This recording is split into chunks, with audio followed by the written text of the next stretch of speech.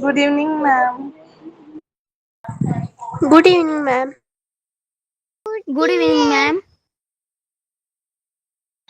Good evening, ma'am.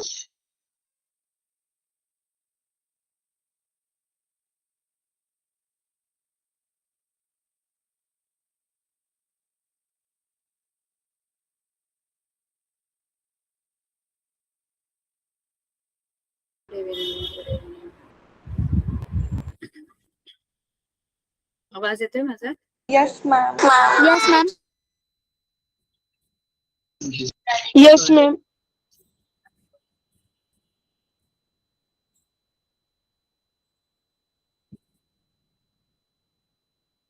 आपला दुसरा धडा झाला का पूर्ण?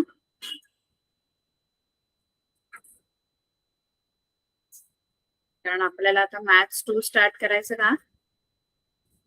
Yes, ma'am.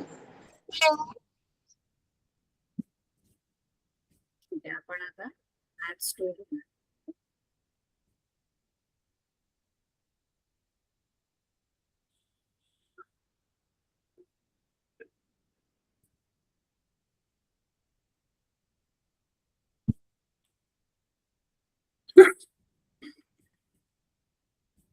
मॅथ्स 2 मध्ये आपला पहिला जो धडा आहे तो आहे भूमितीतील मूलभूत संबोध असं आपल्या धड्याचं नाव आहे. बरोबर?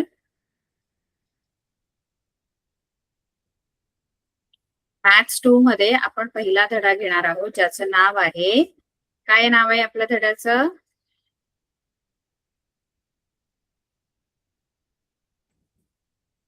धड्याचं नाव काय आहे? भूमितीतील मूलभूत संबोधन. आवाज येतोय माझा? मराठी अँड इंग्लिश मिडियम एकत्र आहे का? नाही, मराठी मीडियम आहे इथे.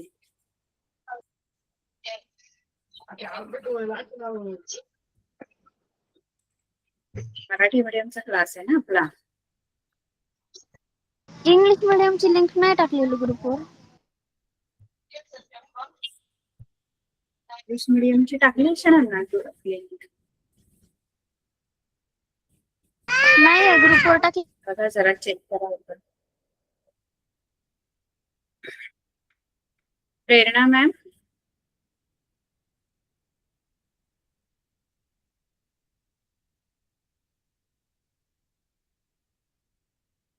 प्रेरणा मॅम,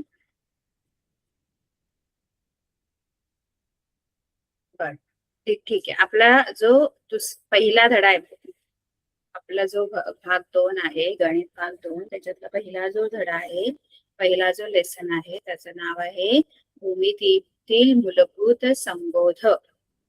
म्हणजे भूमितीमध्ये आपला मूलभूत संबोध म्हणजे मूलभूत ज्या गोष्टी आहेत, संबोध म्हणजे जे भूमितीमध्ये महत्वाचं आहे है ना ते. आता भूमिती ही काय आहे? भूमिती ही आकृत्यांशी संबंधित अभ्यास असतो ना. ज्या भूमितीमध्ये आपण वेगवेगळ्या आकृत्यांचा अभ्यास करतो, जसं रेषा आहे है ना, रेषाखंड आहे, त्यानंतर आपल्याला कोन आहे, त्रिकोण आहे, चौकोन आहे, वर्तुळ आहे, या संबंधीचा डिटेल एकदम सखोल अभ्यास आपल्याला करायचा आहे 9वी आणि 10वी मध्ये. ठीक आहे. तर पहिला तर आपल्याला या धड्यामध्ये शिकायचं काय आहे की बिंदू, रेषा आणि प्रतल म्हणजे काय हे आपण आधी पण शिकलेलो आहोत. ठीक आहे. बिंदूंचे निर्देशक आणि अंतर हे शिकायचं आहे, दरम्यानता शिकायची आहे, त्यानंतर सशर्त विधाने आणि सिद्धता, एवढ्या सगळ्या गोष्टी आपल्याला या धड्यामध्ये शिकायच्या आहेत. कळलं काय काय शिकायचं आहे? Yes, ma'am. आता पहिल्यांदा आपल्याला ही गणित मी तुम्हाला दिलेली सोडवली का? Yes, ma'am. उत्तर सांगा मला पटापट. पहिल्याच उत्तर काय आलं?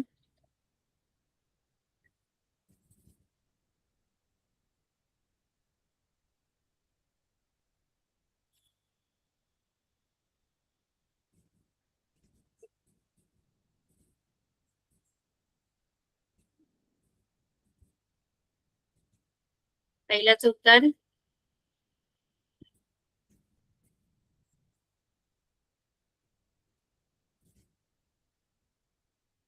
आवाज येतोय माझा?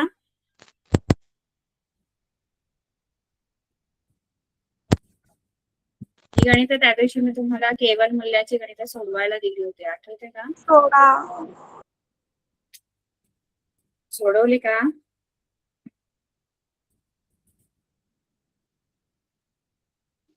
मॅम मी ना त्या दिवशीच्या क्लासमध्ये नव्हते.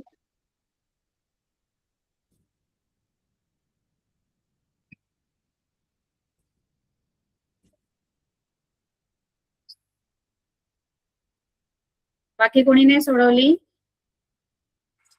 सोडवलंय असं मॅम. नका करू तुम्हाला. मग मला उत्तर सांगा ना पटापट. पहिलाच उत्तर काय आहे? 16. गुणाकार आहे ते.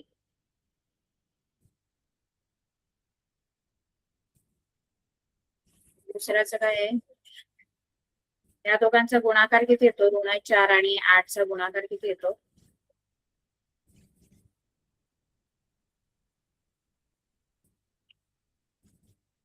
केवल 27. मूल्याच्या चिन्हामध्ये गुणाकार आहे.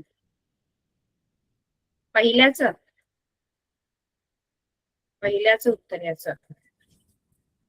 केवल मूल्याच्या चिन्हामध्ये ऋण 4 गुणिले 8 आहे.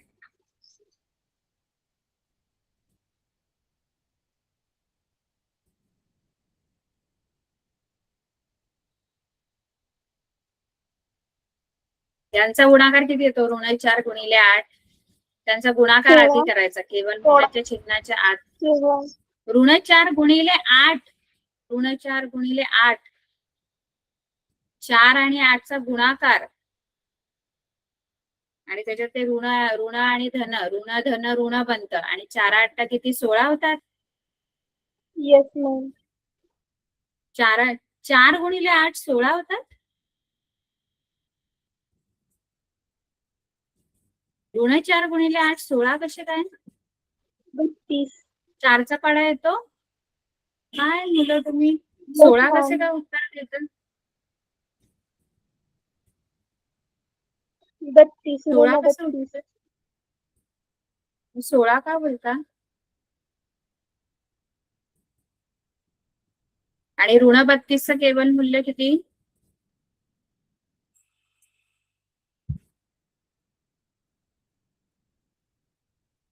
ऋण 32चं केवल मूल्य किती असणार आहे? 32. ऋण जरी असलं तरी त्याचं केवल मूल्य धनच असतं. त्यानंतर दुसरं गणित. बाकी कोणीच नाही सोडवली का गणित? कसं चालेल? सोडवली. मग तुम्ही उत्तर का नाही सांगत आहेत मला? याचं उत्तर सांगा ना. दुसऱ्याचं सांगा मला उत्तर.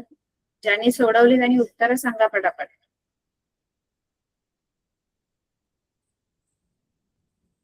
याचं उत्तर सांगा.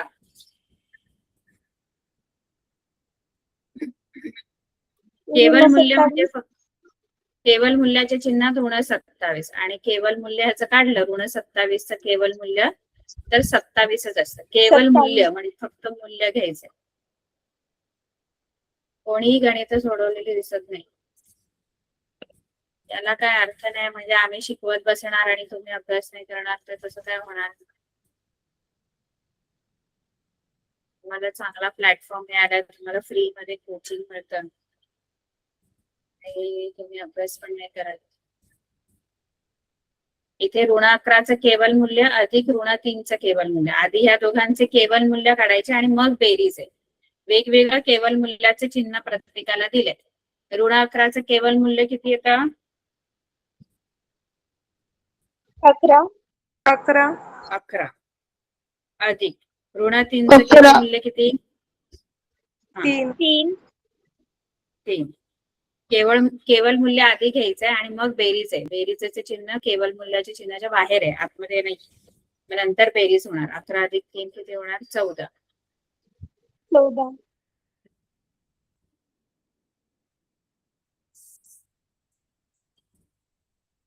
त्यानंतर ऋण 12 ऋण 5 असं काहीतरी आहे.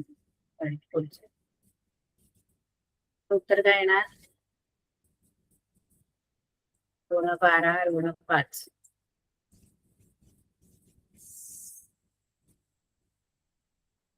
हे आधी आधी यांची बेरीज, कारण एकच केवल मूल्याचे चिन्ह आहे. केवल मूल्य एकच असेल तर ते लास्टला केवल मूल्य घ्यायचं. आधी आतल्या क्रिया करायच्या. आतमध्ये या दोघांची काय होणार? ऋण 12 ऋण 5 वजाबाकी वजाबाकी दोघांची चिन्ह सारखी आहेत. सारखी चिन्ह असल्यावर वजाबाकी नाही होत. ऋण ऋण आहेत दोघांची चिन्ह. ऋण ऋण किंवा धन धन दोन्ही चिन्ह सारखी असतील तर बेरीज होते. दोन संख्यांची चिन्ह सारखी असली ना, मग ती धन धन असू देत किंवा ऋण ऋण असू देत, त्यांची बेरीज होते. समान चिन्ह असलेल्या संख्यांची बेरीज होते आणि वेगवेगळी चिन्ह असलेल्या संख्यांची वजाबाकी होते. आणि उत्तराला मोठ्या संख्येचं नेहमी चिन्ह द्यायचं. बेरीज आणि वजाबाकीमध्ये बेरीज केव्हा करायची? जेव्हा सारखी चिन्ह असतील दोन्ही संख्या, तेव्हा बेरीज करायची. आणि वेगवेगळे एक धन एक ऋण असेल तर मग वजाबाकी होते. दोघांमध्येही आपलं जे उत्तर येईल त्या उत्तराला मोठ्या संख्येचं चिन्ह द्यायचं असतं. आता या दोघांची चिन्ह होणार आणि मोठ्या संख्येचं चिन्ह, किती उत्तर येईल? 17. ऋण 12 ऋण 5 वजा 17 नाही, वजा वजा 17. केवल मूल्याच्या चिन्हात वजा 17 आणि ह्याचं केवल मूल्य ऋण 17चं केवल मूल्य काय येणार? 17 17. केवल मूल्य म्हणजे फक्त मूल्य असतं.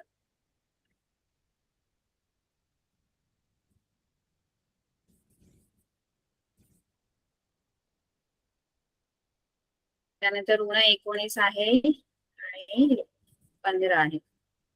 आता हे दोन्ही वेगवेगळ्या केवल मूल्याचे चिन्ह आहेत, त्यामुळे आधी दोघांचंही केवल मूल्य घ्यायचं.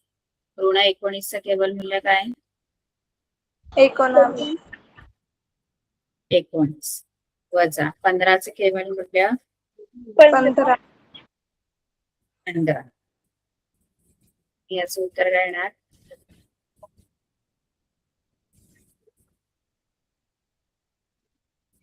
वजा 24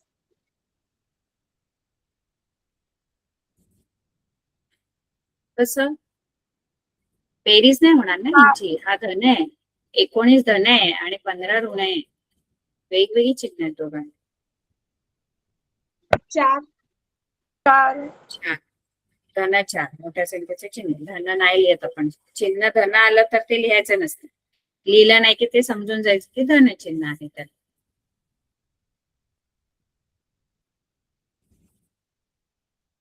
त्यानंतर ऋण 7 ऋण 7 गुणिले ऋण 4. सांगा इथे काय लिहू? ऋण 7 केवल मूल्याच्या चिन्हात आणि ऋण 4 केवल मूल्याच्या चिन्हात.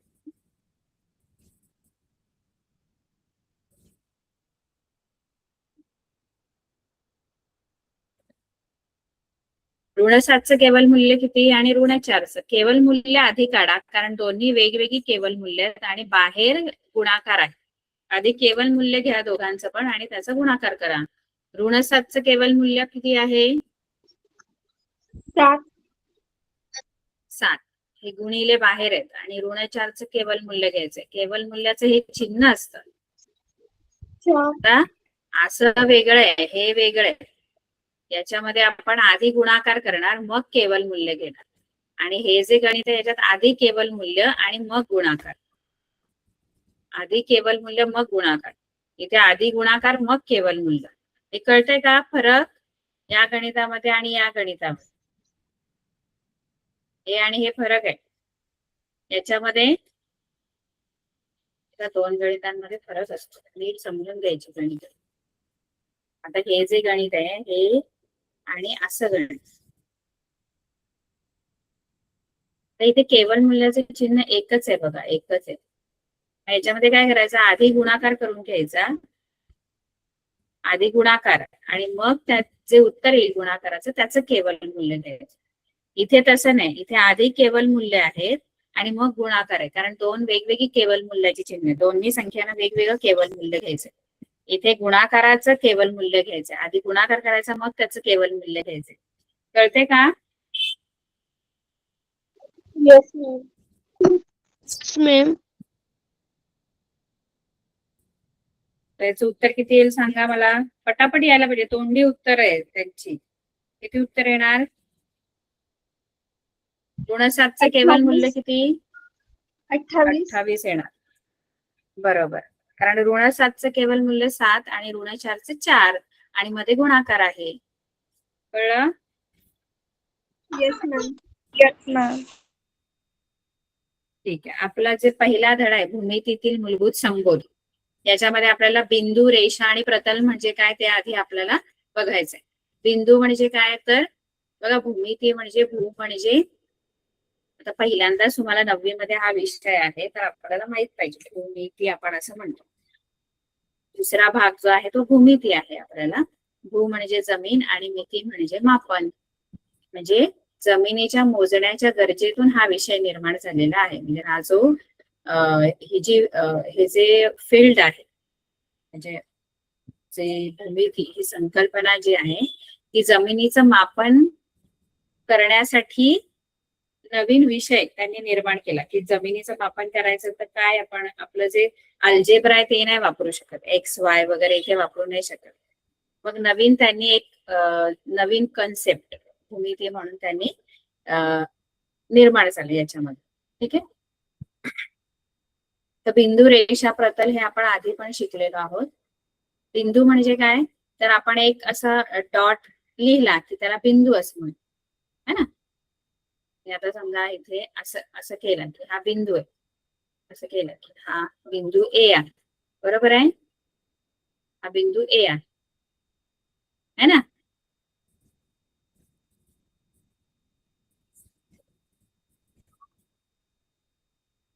आपण भूमितीला सुरुवात करणार. हा बिंदू ए, त्यानंतर आपल्याला बघा रेषा असते, रेषा. रेषा रेषा जी आहे तिला दोन्ही बाजूने आपण काय देतो, बाण दर्शवतो, बाणाने दर्शवतो दोन्ही बाजू, है ना. आणि या रेषेचं नाव आपण एक अक्षरी सुद्धा लिहितो, असं म्हणजे रेषा एल किंवा मी रेषा ए बी असं पण म्हणू शकते हिला. ही दोन्ही बाजूला अमर्याद असते, दोन्ही बाजूला बाण आहे याचा अर्थ काय आहे, ती ए च्या बाजूला पण वाढत जाते. ए हा शेवटचा बिंदू नाहीये त्याचा. बघा रेषा ही अमर्याद असते, दोन्ही बाजूला बाण आहे याचा अर्थ ए कडे पण ती वाढत जाते आणि बी कडे सुद्धा ती वाढत जाते. ए आणि बी हे त्याचे अंत्यबिंदू नाहीत, शेवटचे बिंदू नाहीत. ए आणि बी मधलेच कुठले तरी बिंदू आहेत, फक्त रेषेला नाव द्यायचं म्हणून आपण ते ए बी असे दोन बिंदू घेतो. पण ए आणि बी पहिला आणि शेवटचा बिंदू नाही. ए कडे पण ती असंख्य पुढे अनंत वाढत जाते आणि बी कडे सुद्धा वाढत जाते. रेषा ही रेषा आहे, कळलं. रेषा ही अमर्याद असते दोन्ही बाजूला. रेषा कळली, रेषा. Yes, ma'am. Yes ma'am. रेषा, ठीक. आता रेषेचं नाव तुम्ही कुठलेही, आता समजा पी क्यू जरी दिलं, आता या रेषेवर असंख्य बिंदू आहेत, तुम्ही कुठले पण 2 बिंदू घेऊन त्या रेषेचं नाव लिहू शकता. मी या रेषेचं नाव रेषा एपी पण लिहू शकते, रेषा पी क्यू पण लिहू शकते, रेषा उलट नाव पण लिहू शकता, बी क्यू पण रेषा पी क्यू सुद्धा लिहू शकते, रेषा पी ए सुद्धा लिहू शकते. कसंही तुम्ही या रेषेचं, किंवा या रेषेच्या बाहेर हे स्मॉल लेटर जे आहे छोट्या लिपीतलं, त्याने एक अक्षरी नाव सुद्धा मी लिहू शकते, रेषा एल फक्त असं सुद्धा लिहू शकते. किंवा रेषेवरील बिंदूवरून 2 अक्षरी नाव आपल्याला लिहिता येतं रेषेचं. काय कळलं? येस मॅम, समजलं. ही झाली रेषा. त्यानंतर आहे किरण. किरण म्हणजे काय, किरण हे नाव पण असतं, मुलाचं पण असतं, मुलीचं पण असतं. आणि भूमितीत पण किरण आहे. किरण मुलीचं पण नाव असतं, मुलाचं पण असतं आणि भूमितीत पण किरण आहे. किरण म्हणजे काय माहिती आहे तुम्हाला? किरण मॅम मी सांगू, हा सांगा.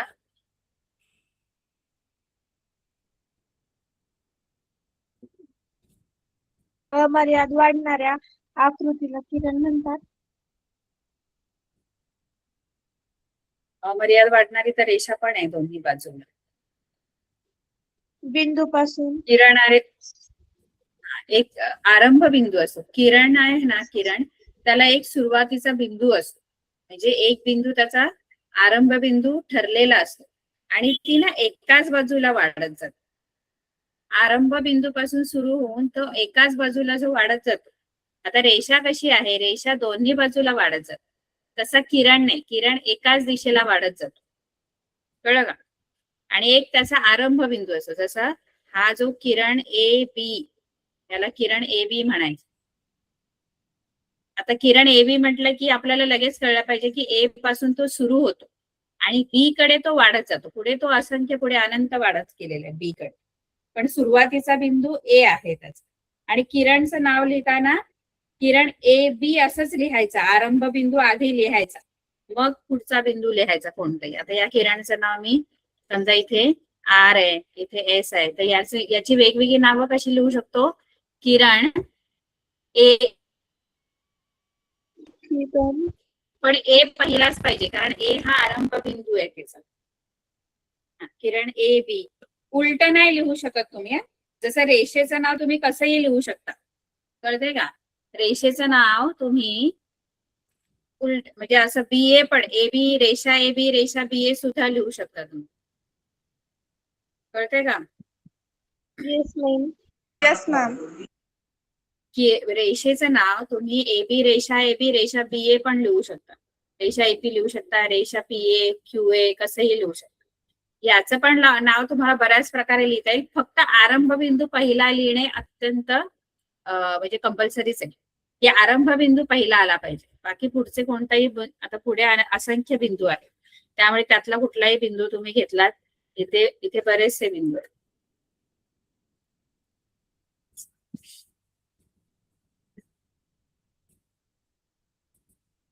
ए पहिला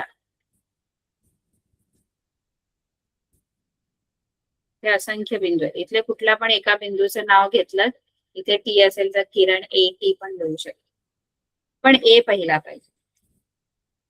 किरण पहिला अक्षर हे त्याच्या आरंभ बिंदूच असतं. कळलं का? किरण येस मॅम. Ma'am. म्हणजे किरण जो आहे तो एका बाजूला अमर्याद वाढत जातो. किरणाचा एक अंत्यबिंदू आपल्याला माहित असतो. इकडे त्याचा शेवट सुरुवात आपल्याला माहिती आहे, पुढे तो असंख्य वाढतो. एक आरंभ बिंदू तरी आपल्याला त्याचा माहित आहे. रेषेचं आपल्याला काहीच माहित नसतं. रेषा ही जी आहे तिचा आरंभ बिंदू पण नाही, अंत्यबिंदू पण माहित नसतो. ठीक आहे, हा किरण झाला. त्यानंतर रेषाखंड असतो. रेषाखंड माहित आहे काय असतो? रेषा वेगळी, रेषाखंड वेगळा. रेषाखंड Yes, काय ma'am. असतो? काय असतो रेषाखंड? मॅम मी सांगू? हा सांगा. दोन बिंदू आणि त्यांच्या दरम्यानच्या सर्व बिंदू मिळून रेषाखंड तयार होतो. बरोबर, व्हेरी गुड. दोन बिंदू असतात आणि ते दोन बिंदू आणि त्याच्या मध्ये येणारे सगळे बिंदू यांचा जर आपण संयोग संच घेतला, हे सगळे हे दोन बिंदू, हे ए आणि बी, आणि ए आणि बी दरम्यान येणारे सगळे बिंदू मिळून रेषाखंड. आता रेषाखंड हा एवढाच असतो, ए पासून सुरू होतो बी पर्यंत, बस. म्हणून त्याला खंड म्हणजे खंडित होणारा, म्हणजे त्याची जी लांबी आहे ती आपण मोजू शकतो असा असतो तो. बाकी आपल्याला रेषेची पण लांबी नाही मोजता येत आणि किरणाची पण नाही, किरण पण नाही मोजता येत, कारण किरण पण एका बाजूला वाढतच आहे ना, रेषा तर दोन्ही बाजूला वाढते. त्यामुळे ठराविक अशी रेषेची आणि किरणची. पण रेषाखंड हा सुरू, दोन्ही अंत्यबिंदू आपल्याला त्याचे माहिती असतात, म्हणजे कुठून सुरू झालाय कुठे संपलाय हे सगळं माहिती आहे आपल्याला. ए आणि बी हे त्याचे अंत्यबिंदू आहेत आणि त्याच्या दरम्यान येणारे सगळे बिंदू मिळून रेषाखंड तयार होतो. आणि रेषाखंडाची लांबी आपल्याला मोजता येते, म्हणून आपण रेख असं पण म्हणतो. आता याचं नाव लिहिताना रेख ए बी किंवा रेख बी ए असंच लिहू शकतो. बाकी कोणतं असं मधल्या कोणत्या किंवा अशा बिंदूने आपल्याला लिहिता नाही येत, म्हणजे जसं आपण रेषेचं नाव लिहितो आता रेषेचं नाव आपण कसं लिहिलं, मधले कुठलेही दोन बिंदू घेऊन आपण तिचं नाव लिहिलं, कारण ती दोन्हीकडे अमर्याद आहे. म्हणजे या रेषेचं नाव लिहिताना रेषा पी क्यू बोललं तरी पी कडे वाढत जाणार, क्यू कडे वाढत जाणार. कळलं का? Yes ma'am. रेषेचं नाव तुम्ही कुठलेही दोन बिंदू, पण रेषाखंड ए बी म्हटलं की इथून इथपर्यंतच आहे तो ए बी. तुम्ही रेषाखंड एपी पी समजा इथे, तर रेषाखंड एपी म्हटलं तर तो एवढाच येणार. मग तो रेषाखंड एपी आणि रेषाखंड ए बी सारखा नाही. रेषाखंड एपी म्हणजे इथून इथपर्यंतच होणार. कळतं का? आपण नावं जी लिहितो त्याच्यामध्ये फरक आहे. रेषाखंडाचं नाव या दोन पैकी एकाच प्रकारे लिहिता येतं. एक तर रेख ए बी किंवा रेख काय लिहिणार, रेख ए बी किंवा रेख बी ए. काय बी. कळलं? बाकी कोणत्याही प्रकारे आपल्याला नाही लिहिता येत त्याचा. समजलं फरक या सगळ्यांमधला? रेषा, किरण, हे सगळं आपल्याला झालेलं आहे. कळलं? Yes ma'am. Yes, ma'am. आता आपल्याला पुढे आहे प्रतल म्हणजे काय. प्रतल म्हणजे पण आपल्याला माहित होतं. प्रतल म्हणजे काय?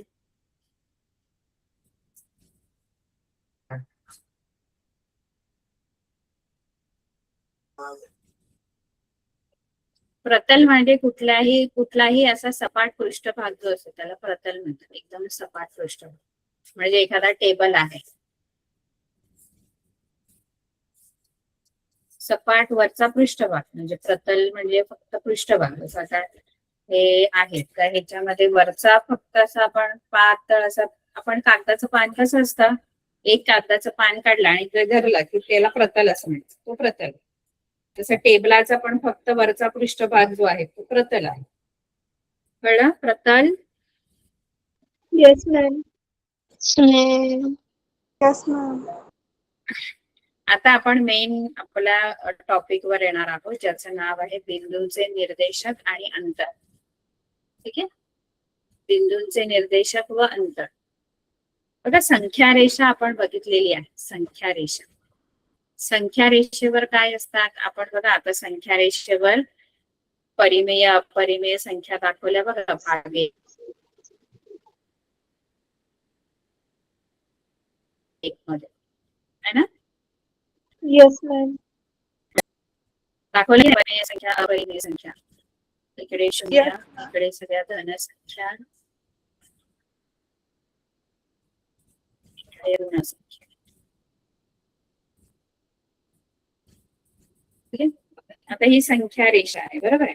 आता या संख्येवर असंख्य बिंदू आहेत. सॉरी, या रेषेवर, संख्येवर, या रेषेवर असंख्य बिंदू आहेत, बरोबर आहे. आता ही संख्या रेषा आहे. संख्या रेषा म्हणजे या रेषेवर जे सगळे बिंदू आहेत की नाही, कोणताही बिंदू तुम्ही घ्या, त्या बिंदूशी निगडीत कोणती तरी संख्या असणार. कळलं? बघा, हा असंख्य बिंदूंनी बनलेली आहे ही रेषा, असंख्य बिंदूंनी बनलेली. आता आपण दाखवताना नेमकेच बिंदू दाखवलेले बघा, एकच्या इथे एक बिंदू, दोनच्या, पण त्यांच्यामध्ये पण बिंदू आहेत असंख्य. एक आणि दोनच्या मध्ये पण असंख्य बिंदू आहेत. पण मग त्या असंख्य बिंदूंशी निगडीत पण कोणती तरी संख्या असते. जसं आपण वर्गमुळात 2, वर्गमुळात 3 दाखवल्या बघा, आहे की नाही? मग त्या कुठे यायच्या? त्या 1 आणि 2च्या मध्ये, किंवा अशा 2 आणि 3च्या मध्ये अशा यायच्या बघा, है ना? आठवते का? Yes ma'am. म्हणजे कोणती तरी संख्या, प्रत्येक बिंदूशी निगडीत कोणती तरी संख्या असतेच असते. मग ती परिमेय असू शकते किंवा काय असू शकते, अपरिमेय. पण कोणती तरी संख्याच्या बिंदूशी निगडीत असणारच. कोणतीही संख्या असू शकते त्या बिंदूशी निगडीत. आता जी संख्या एखाद्या बिंदूशी निगडीत आहे त्या संख्येला त्या बिंदूचा निर्देशक असं म्हणतात.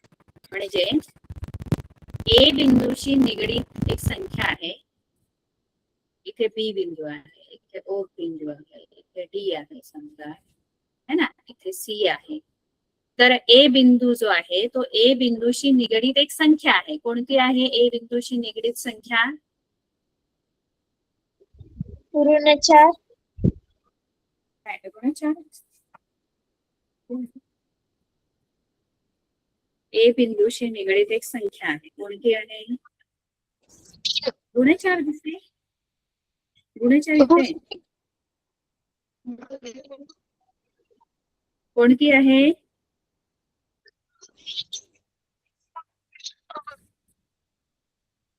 ए बिंदूशी निगडीत संख्या कोणती दिसते? अरे ऋण ए 2 बिंदू बघ. पूर्णांक हे बघ ना, ए बिंदू इथे आहे. ए बिंदू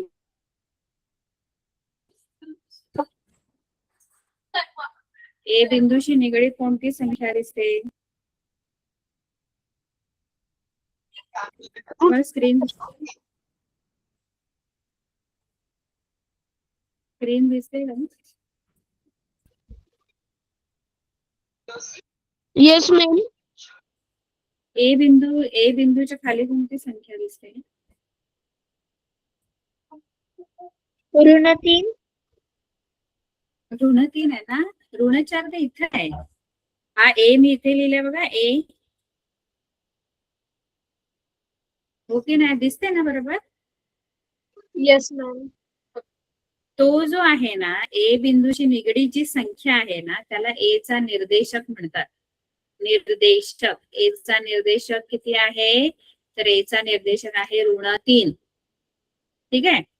बिंदू बी चा निर्देशक किती आहे? बिंदू बी चा निर्देशक संख्या. बिंदू बी चा निर्देशक किती? बिंदू बी चा निर्देशक किती आहे? 2 2. बिंदू सी चा निर्देशक किती आहे? बिंदू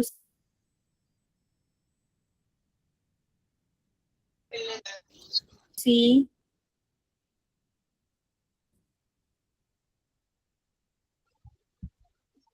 -2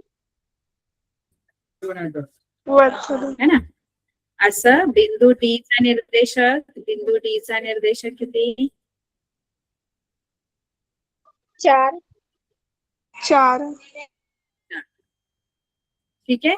तर यांना निर्देशक म्हणायचं. निर्देशक. ठीक आहे. जसे इथे पण बघा, बिंदू ए चा निर्देशक, या संख्या रेषेवर बिंदू ए चा निर्देशक किती आहे? -5 -5 बिंदू बी चा निर्देशक किती आहे? -3 -3 बिंदू सी चा निर्देशक किती आहे?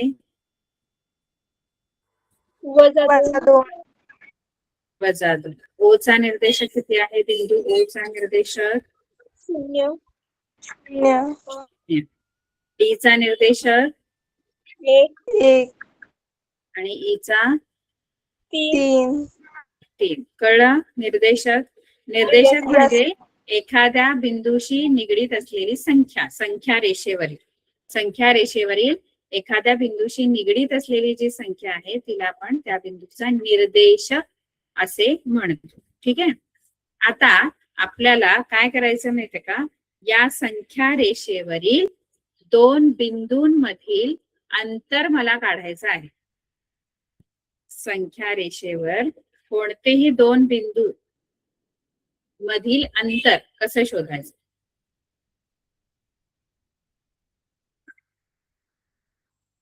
बिंदूने संख्या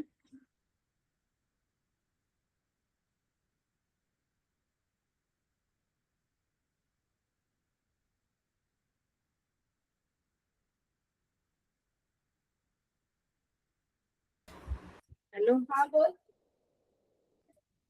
आवाज येतोय?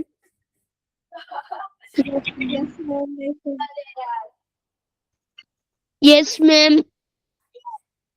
बिंदूंमधील अंतर काढायचंय. संख्या रेषेवरील कोणत्याही 2 बिंदूंमधील अंतर कसं काढायचं?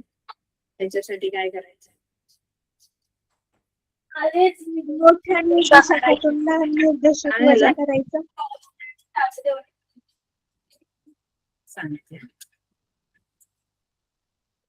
मोठ्या निर्देशकातून लहान निर्देशक वजा करायचं. हो, बरोबर. आता या संख्या रेषेवर आपण बघितलं की प्रत्येक बिंदूशी निगडीत एक संख्या आहे. आता आपण बघा गेल्या वर्षी 8वी मध्ये या परिमेय संख्यांमध्ये लहान मोठेपणा आपण बघितलं. म्हणजे या संख्या रेषेवर सुद्धा लहान मोठा निर्देशक आपल्याला ओळखता आला पाहिजे. बघा जेवढी मध्ये दोन संख्यांमध्ये संख्या रेषेवरच्या दोन संख्यांमध्ये लहान कोणती आणि मोठी कोणती ही आपल्याला कळायला पाहिजे. म्हणजे आपण आधीपासून शिकलो. बघा जी उजवीकडे असते ना संख्या ती कशी असते? उजवीकडील संख्या कशी असते? धन धन असते नाही.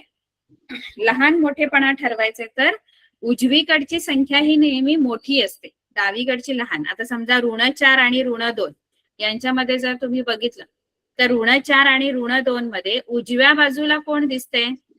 धन या शून्याच्या उजव्या, हा धनसंख्या शून्याच्या उजव्या बाजूला असतात. ते नाही मी म्हणत आहे. उजवीकडे संख्या जी असते ती ओळखता आली पाहिजे.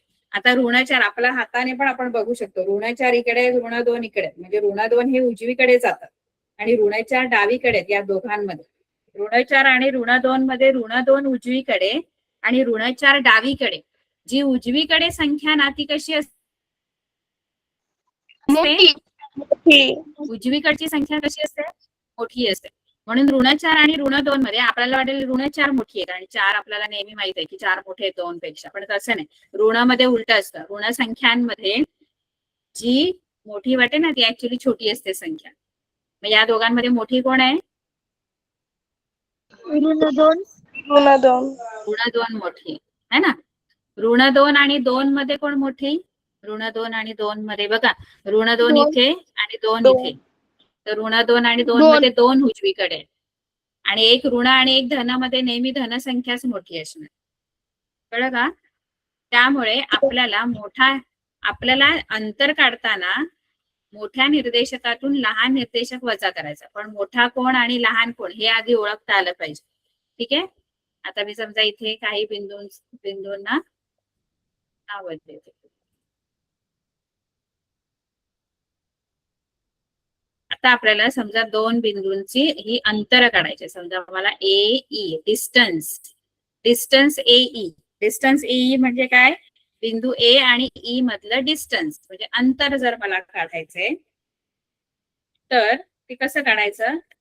डिस्टन्स AE जर तुम्हाला शोधायचंय तर दोघांचेही जे दोन बिंदू तुम्हाला दिले त्या दोघांचेही निर्देशक आधी लिहून घ्यायचे.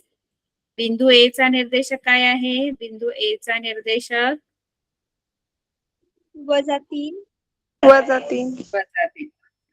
है ना. आणि बिंदू E चा निर्देशक, दोन्ही बिंदूंचे निर्देशक लिहून घ्यायचे. 3 बिंदू E चा निर्देशक काय आहे? 3. आता या दोन निर्देशकामध्ये मोठा कोणता आहे तो ओळखायचा. 3 आहे. ठीक आहे. आता आपण अंतर काढू शकतो. डिस्टन्स AE काढायचंय तर डिस्टन्स AE साठी मोठ्या निर्देशकातून लहान निर्देशक वजा करायचा. हा मोठा आहे 3 मधून हा लहान निर्देशक ऋण 3 वजा करायचा. ऋण 3 हा निर्देशक आहे लहान, 3 हा मोठा आहे आणि हा लहान आहे. मोठ्या निर्देशकातून लहान निर्देशक काय करायचंय? वजा. मध्ये वजाबाकीचे चिन्ह द्यायचे. 3 वजा हा मोठा निर्देशक वजा लहान निर्देशक. कळलं? यस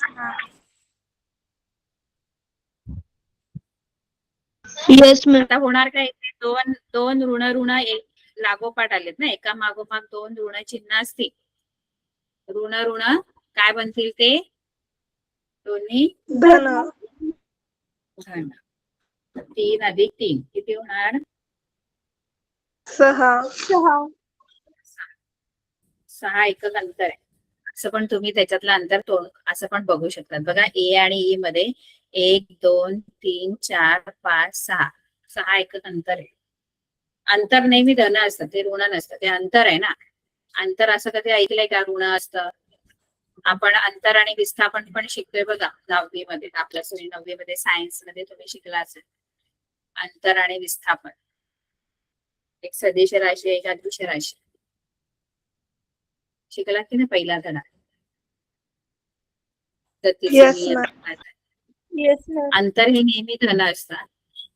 ठीक आहे. आता समजा आपल्याला सी आणि के मधलं अंतर काढायचं, डिस्टन्स सी के काढायचं आहे ना. समजा आता मला डिस्टन्स सी के काढायचं,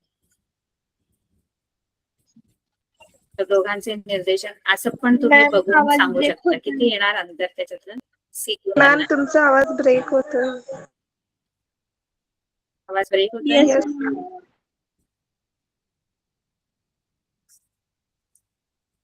का बरं येतोय आता? Yes, ma'am. बरं ठीक आहे. आता आपण डिस्टन्स सी के काढू. सी के, डिस्टन्स सी के असं तुम्ही सांगू शकता का? डायरेक्ट सी के किती अंतर असेल? डायरेक्ट सी पासून के Yes, पर्यंत मोजा. 1 2 3 4 5 6 6 आहे बघा. ते येते का बघूया आता. सी के डिस्टन्स, दोघांचा निर्देशक लिहून. बिंदू सी चा निर्देशक किती आहे? ऋण 2. ऋण 2. आणि बिंदू के चा निर्देशक किती आहे? 4. 4. आता या दोघांमध्ये मोठा कोण? 4.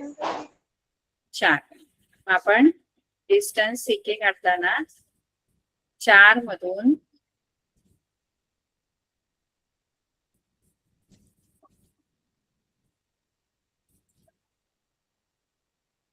डिस्टन्स सी के काढताना 4 मधून ऋण 2 वजा करायचे. हा मोठा निर्देशक, हा लहान निर्देशक. त्याला वजाबाकी, मध्ये वजाबाकीचं चिन्ह. आता पुन्हा तसंच होणार. ऋण ऋण धन. 4 अधिक 2 6. म्हणजे डिस्टन्स सी के जे आहे ते किती येणार? 6. ठीक आहे. आता आपलं जे पहिली एक्सरसाइज आहे त्याच्यामध्ये आपल्याला अशीच अंतर काढायची आहे.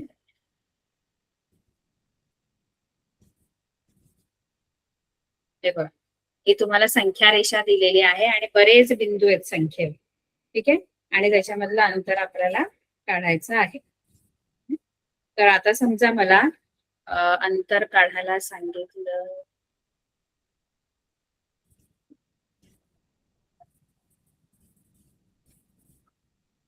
पी जे अंतर काढूया आपण. हे डिस्टन्स पी जे है ना. तर डिस्टन्स पी जे काढण्यासाठी दोघांचा निर्देशक काय काय ते बघा. पी चा निर्देशक किती आहे? ऋण 4. ऋण 4. आणि जे चा निर्देशक किती आहे? ऋण 2. ऋण 2. मोठा कोण आहे याच्यातला? मोठा निर्देशक कोण? ऋण 4. इथेच चुकतात. मगाशी आपण शिकलो ऋण 4 आणि ऋण 2 मध्ये मोठा कोण? जो उजवीकडे आहे तो मोठा असतो. ऋण 4 आणि ऋण 2 मध्ये मोठा निर्देशक आहे ऋण 2. बघा. मी तुम्हाला मगाशी म्हणून सांगितलं की मोठी संख्या ओळखायला शिका. 4 दिसतात पण ते ऋण आहेत ना, ते डावीकडे आहेत. ऋण 4 आणि ऋण 2 मध्ये मोठा कोण आहे? मोठी संख्या कोणती? ऋण 4 की ऋण 2? ऋण 2. ऋण 2 मोठी आहे, बरोबर ना. त्यामुळे नीट आधी समजून घ्या. मोठा निर्देशक ओळखता आला पाहिजे. बघा, बिंदू एक कोणता आहे? पी. पी चा निर्देशक ऋण 4 आहे आणि जे चा निर्देशक ऋण 2 आहे. बिंदू पी चा निर्देशक ऋण 4 आहे आणि बिंदू जे चा निर्देशक ऋण 2 आहे. मग याच्यामध्ये मोठा कोण आहे? कोणता निर्देशक मोठा आहे? काय मॅम? ऋण 2. ऋण 2 मोठा आहे. मोठा निर्देशक, या दोघांमधला मोठा निर्देशक ओळखायचा. कारण अंतर शोधण्यासाठी आपल्याला मोठ्या निर्देशकातून लहान निर्देशक वजा करायचा आहे. मग मोठा निर्देशक कोणता याच्यातला? ऋण 4 आणि ऋण 2 मधला मोठा निर्देशक ऋण 2. ऋण 2. ऋण 2. ऋण 2 मोठा आहे. त्या ऋण 2 मधून लहान निर्देशक ऋण 4 काय करायचं आहे? वजा करायचा आहे. हा तुमचा आहे मोठा निर्देशक, हा आहे लहान निर्देशक. मोठ्या निर्देशकातून म्हणजे ऋण 2 मधून ऋण 4 लहान निर्देशक काय केला मी? वजा केला. आता इथे काय होईल? हे ऋण 2 आणि हे 2 ऋण ऋण एकत्र करायचे. 2 लागोपाठ ऋण ऋण आहेत, तर ते काय बनतील? 2 ऋण चिन्ह धन धन धन 4. आता याचं उत्तर सांगा. ऋण 2 अधिक 4. आपला जो नियम आहे बेरजेचा तो वापरायचा. समान चिन्ह असल्यावर बेरीज होते, वेगवेगळी चिन्ह असल्यावर वजाबाकी होते आणि मोठ्या संख्येचे चिन्ह. या दोघांची काय होईल? बेरीज होईल की वजाबाकी? बेरीज. वजाबाकी. बेरीज कशी होणार? तुम्ही चिन्ह बघतच नाही मुलांना. मी एवढं सांगते की समान चिन्ह असल्यावर बेरीज होते, वेगवेगळी चिन्ह असल्यावर वजाबाकी होते आणि उत्तराला मोठ्या संख्येचे चिन्ह द्यायचं असतं. चिन्ह आहेत धन 2. चिन्ह कशी आहेत? समान चिन्ह आहेत की वेगवेगळी आहेत? दोघांना पण वेगवेगळी. वेगवेगळी. वेगवेगळी चिन्ह आहेत. वेगवेगळी चिन्ह असल्यावर काय होते? वजाबाकी. वजाबाकी. मग वजाबाकी किती येणार? 4 मधून 2 वजा करायचे, मोठ्या संख्येतून लहान संख्या 2. वजा करायची. 2 धन 2 मोठ्या संख्येचे चिन्ह येतं बघा ना. पी आणि जे मध्ये 2 एककच अंतर आहे बघा इथे. हे पी पासून जे पर्यंत 2 एककच, 1 आणि 2. बरोबर तुम्हाला ते उत्तर मोठ्या निर्देशकाची वजाबाकी, लहान निर्देशक वजा करायचा मोठ्यामधून. हे येईल का? पहिला प्रश्न Yes, सोडवता ma'am. Yes ma'am. सोडवायचा. तुम्ही विसरून जाता काय अभ्यास दिलाय. पुढच्या वेळेला आपण जेव्हा भेटतो तेव्हा असं तुम्ही ब्लँक असता, अरे हा का अभ्यास दिलेला का? सगळे विसरलेले असतात दिलेला अभ्यास. हो ना? विसरता की नाही? आता गेल्या वेळेला पण मी दिलेला अभ्यास कोणीच नाही केला. हो मॅम, तुम्ही नक्की चेक करा. हे सोडवायचंय. पहिलाच प्रश्न फक्त सोडवायचा आहे. ठीक आहे? Yes ma'am. पहिला प्रश्न. ठीक आहे? Okay, ma'am. Okay. Good Bye, bye. ma'am. Good night. Good night, ma'am.